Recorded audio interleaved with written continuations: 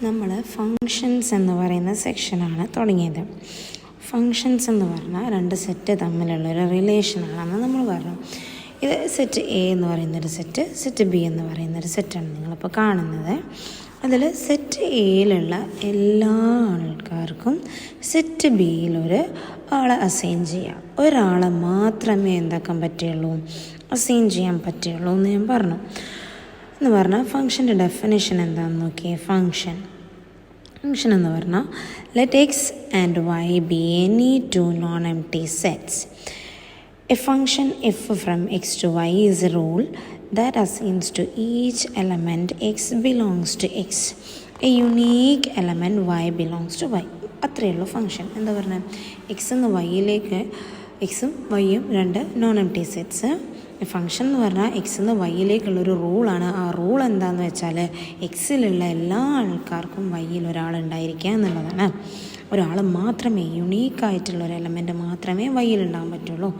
ഇവിടെ എക്സിൽ ഉള്ള ഒരാൾക്ക് വൈയിൽ രണ്ടാളെ അസൈൻ ചെയ്യാൻ പാടില്ല. അതാണ് ആ യുണീക്നെസ് കൊണ്ട് ഉദ്ദേശിക്കുന്നത്. എക്സിലുള്ള ഒരാൾക്ക് വൈയിൽ ഒരാളെ മാത്രമേ അസൈൻ ചെയ്യാൻ പറ്റുള്ളൂ. എക്സിലുള്ള ആ സെയിം ആൾക്ക് രണ്ടാളെ അസൈൻ ചെയ്യാൻ പറ്റില്ല. Okay. Functions are usually denoted by letters. Small letter f, g, h ആണ്. And if f is a function from x to y, we write f പിന്നെ രണ്ട് കുത്ത് എക്സ് പിന്നെ ഒരു ആരോ വൈ, ഇങ്ങനെയാണ് എഴുതാം. ഇതെന്താ വായിക്കാന്ന് വെച്ചാൽ f from X to Y, അങ്ങനെയാണ് അത് റീഡ് ചെയ്യാം.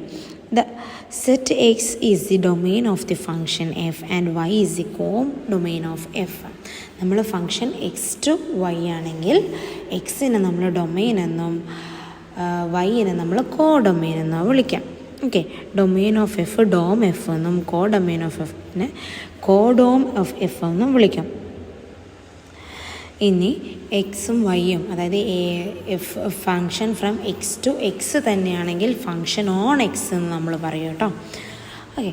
എക്സാമ്പിൾസ് 3.1 നോക്കിയേ. Example 3.1 determine whether or not assignments in figure 3.2 to 3.4 are functions എന്നാണ് പറയുന്നത്. അപ്പോൾ ഫങ്ഷൻ ഫസ്റ്റത്തത് ഇതാണ്, എക്സ് എന്ന് വൈയിലേക്ക്. അപ്പോൾ നമ്മൾ എന്താ നോക്കേണ്ടത്, എക്സിലുള്ള എല്ലാ ആൾക്കാർക്കും വൈയിൽ ആളുണ്ടോ എന്ന് നോക്കണം. ആർക്കെങ്കിലും ഒരാൾക്ക് രണ്ടാൾ അസൈൻ ചെയ്തിട്ടുണ്ടോ എന്ന് നോക്കണം. അപ്പോൾ നോക്കാം. എക്ക് 2, എക്ക് ഇനി എന്ന് വേറെ ആരെയും പോയിക്കുന്നോ ഇല്ല, എന്ന് ഒറ്റൊരാരേ ഉള്ളൂ. ബിക്ക് 3, ബിന്ന് വേറെ ആരോസ് ഒന്നുമില്ല. സിക്ക് 2 ഉണ്ട്, ഡിക്ക് 2. ഓക്കെ, പ്രശ്നമില്ല. എക്കും ബിക്കും സിക്കും ഡിക്കും വൈയിൽ എന്തുണ്ട്, ഇമേജ് ഉണ്ട്.